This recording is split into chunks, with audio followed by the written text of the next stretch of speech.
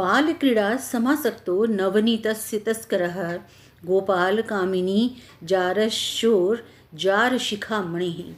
जय श्री कृष्ण मेरे परम आत्मीय जनों, कृष्ण आस्था प्रमीला चैनल पर आपका हार्दिक स्वागत करती हूँ। और आज हम बात करते हैं कि मार्गशीर्ष मास में श्री कृष्ण के कौन से स्वरूप की पूजा करनी चाहिए, ध्यान करना चाहिए। तो आइए जानते हैं। शोभाशाली उद्यान से घिरी हुई एक स्वर्णमयी स्थली है। उसमें जगमगाते हुए रत्नों का बना हुआ एक प्रकाशमान मंडप है। उसके भीतर कल्पवृक्ष शोभा पा रहा है। उसके नीचे उद्दीप्त रत्नमय सिंहासन है, जिसके ऊपर कमल का आसन है। उसके ऊपर बाल गोपाल श्याम सुंदर श्री कृष्ण विराजमान है।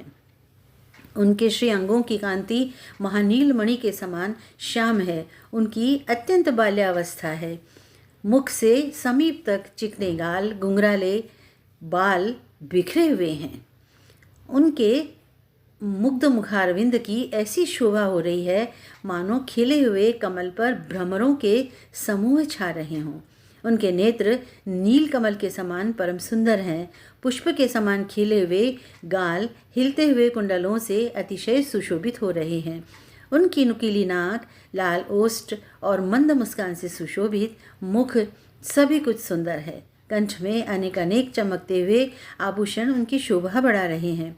वे विकसित कमल के समान बगनखा पहने हुए हैं। उनके नेत्र सुंदर हैं।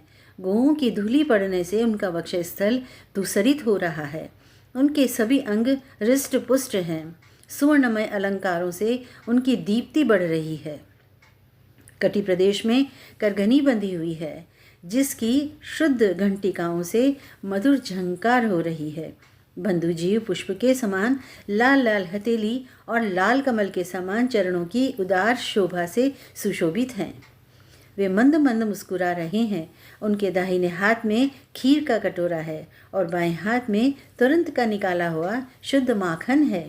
गायें और गोपियां उन्हें घेर कर बैठी हैं। इंद्र आदि देवता भी उनके चरणों में मस्तक झुकाते हैं। शेषनाग और वज्र आदि से उपलक्षित उन देवाधिदेव भगवान श्री कृष्ण का चिंतन करके भक्ति भाव से नम्र हो करके प्रातःकाल उनकी बाल स्वरूप में पूजा करें और माखन मिश्री, दूध, दही एवं कमल आदि अर्पण करके उन्हें प्रसन्न करें। जो मनुष्य प्रतिदिन प्रातःकाल आस्तिक भाव से, श्रद्धा भाव से युक्त होकर के इसी प्रकार भगवान श्री कृष्ण के बाल रूप का पूजन करता है, वह शीघ्र ही इस लोक में समग्र लक्ष्मी को प्राप्त करता है और मृत्यु के पश्चात शुद्ध परम धाम को गमन करता है। उनका लोक मनोहर मंत्र पहले से ही बताया हुआ है, जो है श्री दामोदराय नमः। इस मंत्र के अधिकारी कौन कौन है ये भी जान लेते हैं। इस मंत्र का उपदेश किसी अयोग्य व्यक्ति को नहीं देना चाहिए।